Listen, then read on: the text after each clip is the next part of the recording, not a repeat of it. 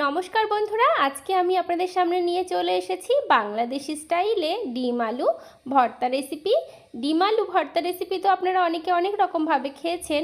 আমি যেভাবে এই ডিম আলু ভর্তা রেসিপিটি করব, একবার ট্রাই করে দেখুন, কোনো ঝামেলা ছাড়াই ভীষণ সুস্বাদু একটি ভর্তা রেসিপি তৈরি হয়। আর ডিম আলুর এই ভর্তা রেসিপিটি যদি থাকে তাহলে কিন্তু এক থালা ভাত নিমেষেই চেটেপুটে খেয়ে নেবেন। তো চলুন রেসিপিটি শুরু করা যাক।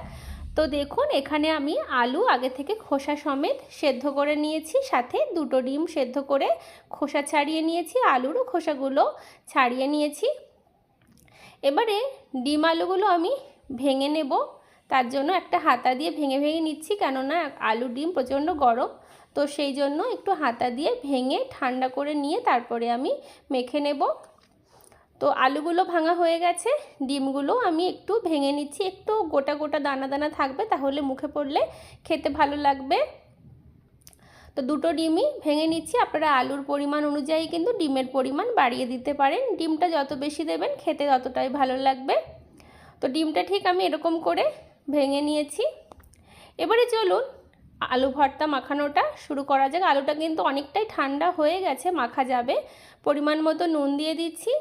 আর এখানে 3টে শুকনো লঙ্কা ভেজে নিয়েছি, আপনারা শুকনো লঙ্কা পুড়িয়েও দিতে পারেন।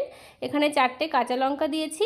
আর এই ভর্তা রেসিপিটা একটু ঝাল ঝাল হলেই কিন্তু খেতে বেশি ভালো লাগবে বন্ধুরা।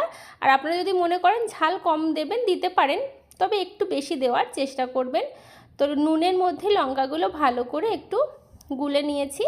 এবারে যেহেতু ভর্তা, সর্ষের তেলটা কিন্তু একটু বেশিই লাগবে, তার জন্য সর্ষের তেল দিয়ে দিলাম। আর এখানে পেঁয়াজ কুচি দিয়ে দিচ্ছি, দিয়ে ভালো করে সব উপকরণগুলো মেখে নেব।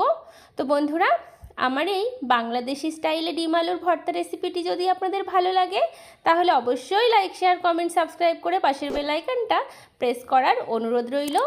তো ভর্তা রেসিপিটা কিন্তু অলমোস্ট হয়ে এসেছে। দেখতে কতটা লোভনীয় হয়েছে আশা করি আপনারা দেখেই বুঝে গেছেন। একবার ট্রাই না করলে বুঝতেই পারবেন না কতটা সুস্বাদু হয়।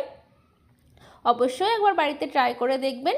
তো বন্ধুরা, আমার গরম গরম ভাতের সঙ্গে পরিবেশনের জন্য তৈরি ডিম আলুর ভর্তা। তো আপনারা বাড়িতে অবশ্যই ট্রাই করবেন। কেমন লাগলো কমেন্ট বক্সে অবশ্যই জানাবেন। তো আপনাদের একটা কমেন্ট কিন্তু আমার একটা ভিডিও বানাতে অনেকটা উৎসাহ যোগায়।